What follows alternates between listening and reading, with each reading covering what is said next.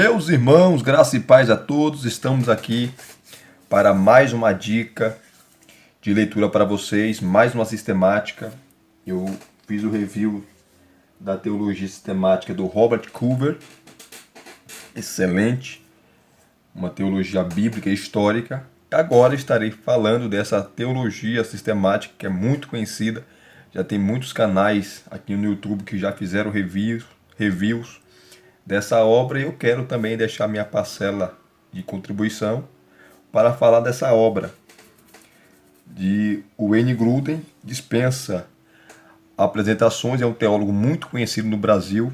Wayne Grudem, ele tem tanto formação secular, acadêmica secular, ele é formado em economia, tem vários livros dele sobre economia, né? Você pode procurar, sobre política também, né? Sempre bíblico, com uma visão muito boa, biblicamente falando, pastoral.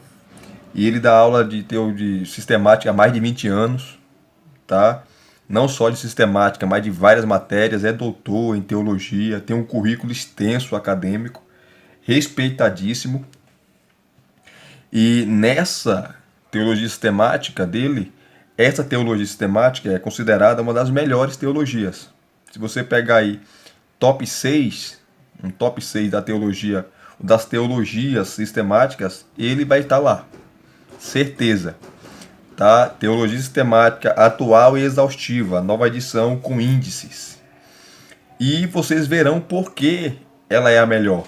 Porque a linguagem é uma das melhores, né? Porque a linguagem do Grudem é muito fácil, é muito acessível. Tá? As perguntas ou as questões complexas ele consegue desenrolar muito bem. Mesmo você tendo pontos de vista teológicos diferentes dele, você vai ter que dar o braço a torcer que ele é bíblico. Bíblico, consistente, coerente, tá? Então ele pega todos os assuntos complexos, como por exemplo, eu vou mostrar para vocês aqui sobre o pastorado feminino, que ele vai ser contra, entendeu? Mas não contra no sentido radical, né? Ele vai pegar os textos bíblicos que fala de uma liderança, né? Porque se um homem é o cabeça da casa, no sentido da liderança, né? Como a mulher vai ser o cabeça da igreja? No sentido pastoral, de mandar, de ter as decisões, não tem como, né? Então ele vai dar uma visão muito equilibrada, não só sobre essa questão, que é atual, mas também todas as questões envolvendo a teologia sistemática, como vocês conhecem, tá? Os grandes temas, como soteriologia, ramartiologia, antropologia, escatologia, ele vai esmiuçar. Então por isso que essa é uma das melhores teologias sistemáticas em um único volume. Tá? Uma teologia maravilhosa. Capa dura, tá? E vamos abrir aqui para vocês, para mostrar para vocês essa teologia sistemática atual e exaustiva do Wayne Grudem. Vamos lá. Para vocês verem que essa teologia sistemática é muito vendida, né? A primeira edição dela é de 1999. Então aí são praticamente 22 anos, né? 99, aí tem várias repreensões, porque vendeu muito e até hoje vende essa obra, né? Uma das mais vendidas.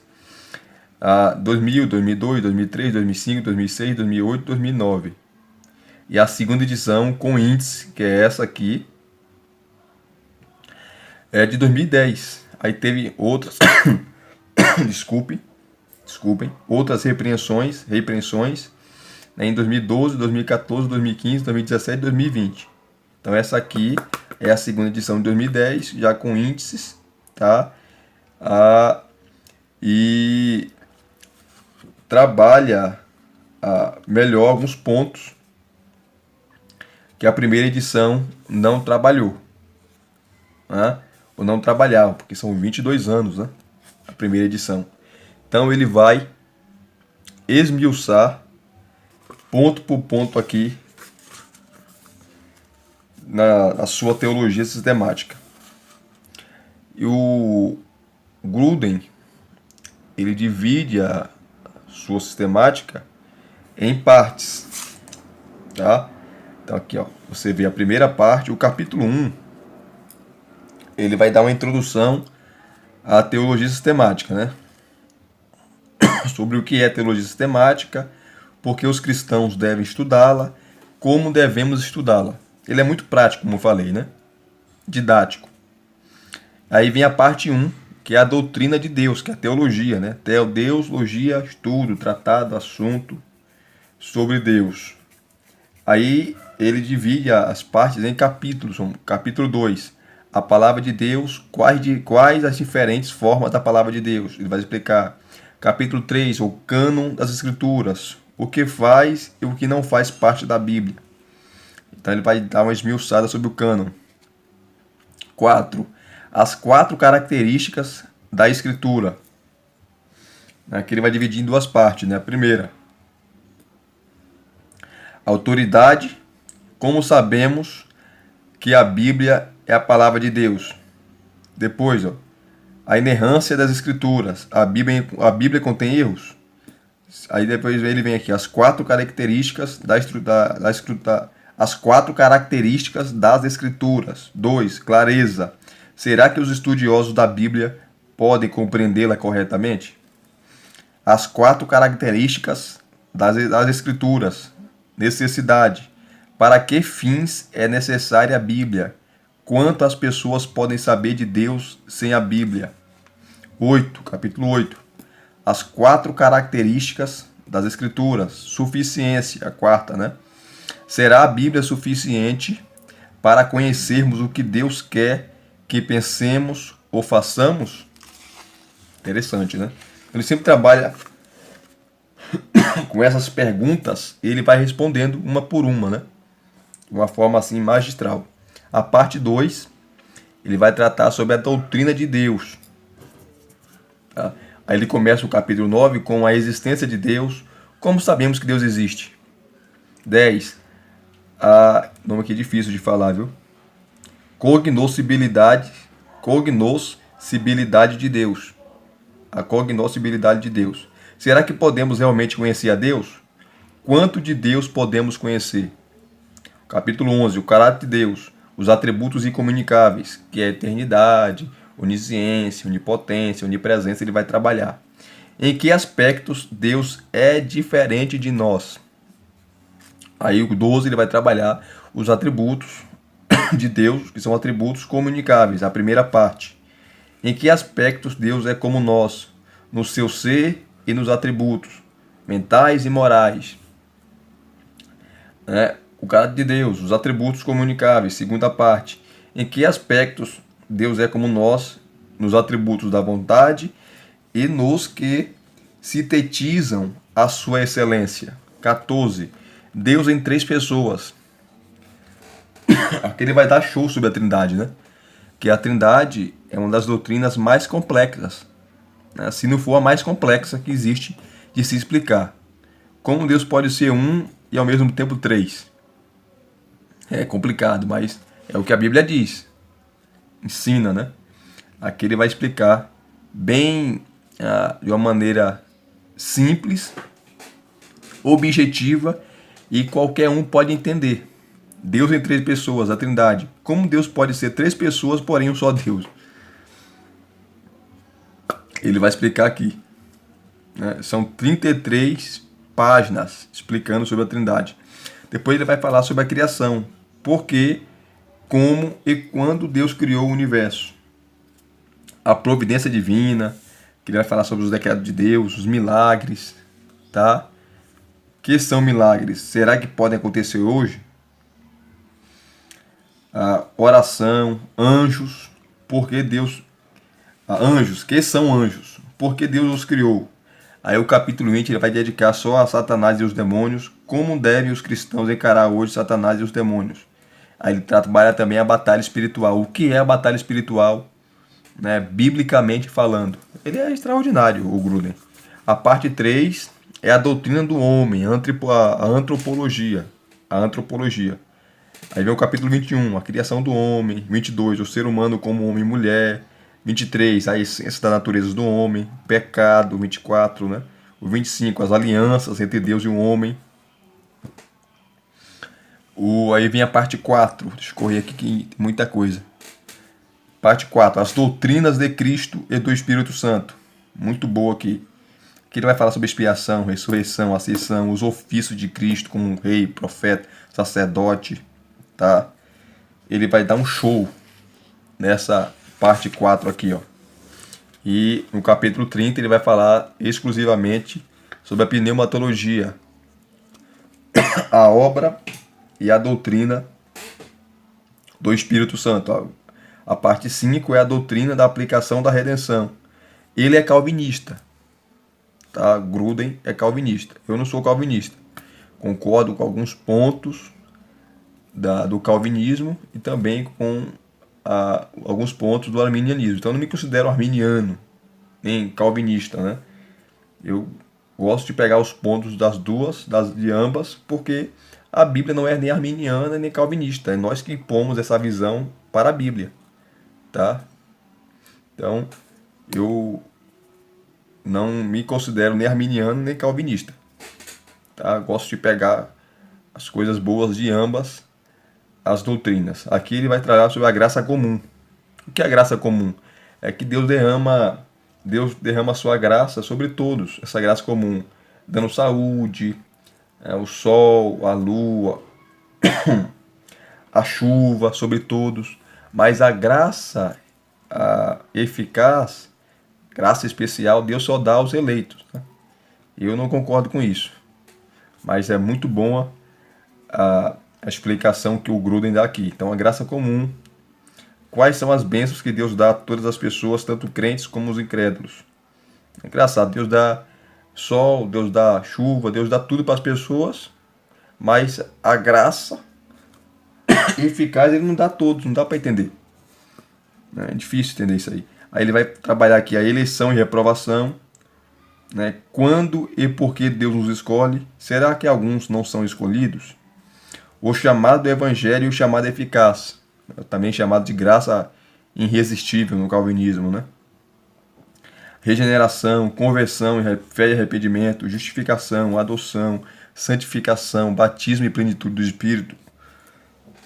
No Espírito, lembrando que o Wayne Gruden, ele é continuista, né? E não tem como não ser. Né? A Bíblia é continuista. A Bíblia é continuista.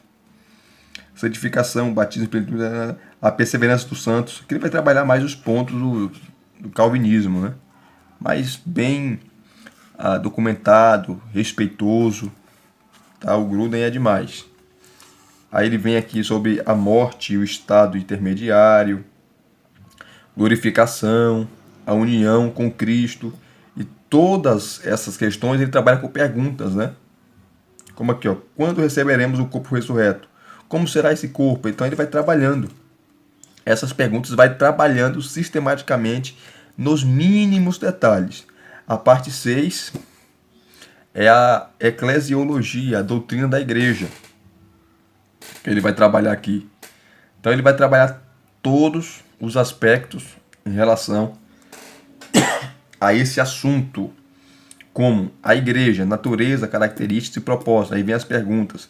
De que é feita uma igreja? Como podemos reconhecer uma igreja verdadeira? Quais os propósitos de uma igreja, né? A igreja local, a igreja universal, e por aí vai. O poder da igreja, o governo da igreja. Aqui ele vai falar. Esse capítulo 47 é muito importante, um dos principais capítulos, né, de toda a sistemática dele, porque ele vai tratar de um assunto muito complexo, que se divide em denominações. Já houve brigas e até hoje há, por causa disso, sobre o governo da igreja. Como deve a igreja ser governada, como devem ser escolhidos os oficiais da igreja. Devem-se ordenar mulheres ao pastorado? Ele vai defender que não. Né? Ele vai defender que não. Até porque ele tem uma visão de que a mulher pode pregar, que a mulher pode, né, fazer muita coisa na igreja, mas assumir a liderança, o cabeça da igreja, não. Deus não deu à mulher, Deus deu ao homem. E ele vai mostrar biblicamente, em toda a Bíblia, essa proeminência masculina, né? Não que Deus é machista, mas são papéis diferentes. Interessante aqui, ó. Os meios de graça da igreja, o batismo. Ele defende o pedobatismo, ou melhor, o batismo por imersão. Batismo por imersão. Não por batismo por aspersão, o pedobatismo, enfim. Ele defende o batismo por imersão. Tá? Mas ele trabalha aqui, ó, os batismos, as formas, enfim.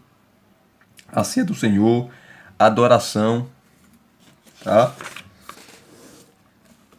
Aqui os dons espirituais, essa parte é muito legal, ele vai defender os dons espirituais, tá? A primeira parte, né? Perguntas gerais. Quem são os dons espirituais? Quantos dons existem? Aqui ele vai dar as listas dos dons espirituais, todas as listas que aparecem no Novo Testamento. Algum dom teria desaparecido? Buscando e usando os dons espirituais. Capítulo 53 vai trabalhar a segunda parte, os dons espirituais. Dons específicos, como compreender e usar os dons espirituais específicos. A parte 7, que é a última, né? Que é a escatologia. A doutrina do futuro. A volta de Cristo, quando e como. Lembrando que ele é pré-milenista, histórico. Tá? Ele é pós-tribulacionista e pré-milenista. Né? Que é a visão mais bíblica e correta, na minha opinião. Né? Aí ele trabalha aqui, ó, a volta de Cristo, quando e como será a volta de Cristo. Poderá ele voltar a qualquer momento? O milênio, muito bom aqui a seção dele sobre o milênio. Tá? Que é o milênio? Quando ele vai acontecer? Os cristãos passarão pela grande tribulação? O juízo final e castigo eterno? Quem será julgado? O que é o inferno? Novo céu e nova terra? O que é o céu? É um lugar? Como será? Como a terra será renovada? Como será a vinda do novo céu e da nova terra? Então são perguntas assim minuciosas, se as pessoas têm dúvida, ele vai trabalhar, não deixando lacuna. Mesmo você não concordando com a posição dele, escatológica, você tem que dar braço a torcer, que ele é muito bom em seus argumentos, né? Didático demais. Tá? O Gruden é espetacular. E aqui tem os apêndices, né? O apêndice 1 vai trabalhar sobre as confissões de fé históricas, o Credo dos Apóstolos, o Credo de Nicéia, de Calcedônia, de Atanásio, os 39 artigos, a Confissão de Fé de Westminster, a Confissão Batista de New Hampshire, Mensagem de Fé Batista, a Declaração de Chicago sobre a inerrância da Bíblia, e o apêndice 2, bibliografia comentada de teologias, sistemáticas evangélicas, índice de assuntos, índice de autores, índice de referências bíblicas. Então você vai aqui, ó, você quer pegar um assunto específico, você pega aqui, índice de assuntos, tá? Na página 1047, então você vem na página 1047. Vamos mostrar para vocês aqui, 1047, ok? Aí você vem aqui, ó, 1047, tá? Pronto, Elias, cheguei nessa página, e aí? É de A a Z, praticamente. Então você vai pegar um assunto que você quer estudar. Deixa eu pegar aqui, ó, Adão e Eva, tá? Adão e Eva. Aí você vai nas páginas 378 e 380, tá? Criação, página 200 e 201, né? Aí também página 212, 213, tá? Adoção, você vai na página 615 a 621, aspecto futuro, 616, definição. Aí tem as páginas aqui, ó. Adocionismo, 180. Adoração, você olha o que você quer e vai na página, tá? Deixa eu pegar aqui mais. Tem muita coisa aqui. Então, vamos pegar batalha espiritual. Você vai na letra B. Então você pega aqui, batalha espiritual. Você vai nas páginas 341 a 353. As páginas 744 a 746, tá? Batalha espiritual. Eu quero pegar aqui, vamos lá, a ceia do Senhor. Então você vem na letra C, tá? Ceia do Senhor. Aí você vai nas páginas 834 a 846, né? As crianças podem participar da ceia, né? Você vai na página 842, o autoexame, né? Então tem todas as páginas aqui, tudo envolvendo a ceia do Senhor. Vocês entenderam? E assim você vai na letra D, enfim. E você vai procurando, né? Você vai procurando aquilo que você quer encontrar. Tá certo? Deixa eu pegar um ponto aqui para nós lermos. Eu sempre gosto de pegar um ponto, né? Eu quero pegar sobre o pastorado feminino. Tá? Vamos pegar aqui o pastorado feminino. Está na página 758. Então aqui a gente vai na página 758. Vamos ver o que o Gruden vai falar. Tá? Ele não é machista, tá? A Bíblia não é machista, porque hoje, agora saiu aí a Bíblia feminista, né? Algumas luteranas lá da Alemanha lançaram essa Bíblia, né? E mudando o conceito, dizendo que Paulo é machista. Então, as coisas assim absurdas, né? E isso, essa ideia feminista vai entrando na igreja, né? Vai sendo empurrada, e não é assim. E não é assim que funciona. Então, aqui é o 47, que vem da igreja. Vamos lá. Deixa eu pegar aqui.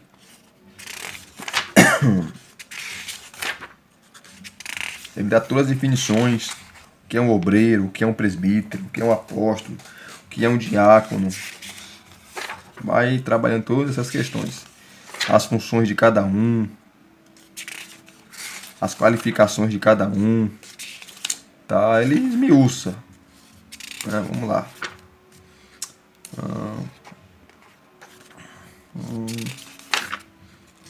Comunicacional. Deixa eu pegar aqui. Aqui, ó. Devem as mulheres ser ministras da igreja?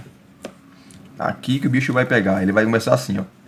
A maioria das teologias sistemáticas e verdade que ele fala aqui, né, não inclui uma seção sobre poderem ou não as mulheres ser ministras da igreja. Porque em toda a história da igreja, o pressuposto é que, com bem poucas exceções, apenas os homens podem ser pastores ou atuar como presbíteros de uma igreja. Nos últimos anos, porém, surgiu uma grande polêmica no mundo evangélico. Podem as mulheres, assim como os homens, ser pastoras? Podem elas participar de todos os cargos da igreja? Abordei essa questão mais extensamente em outra obra, mas um breve resumo do assunto pode ser apresentado aqui. Precisamos afirmar de início que a narrativa da criação de Gênesis capítulo 1, versículo 27, vê homens e mulheres igualmente criados à imagem de Deus.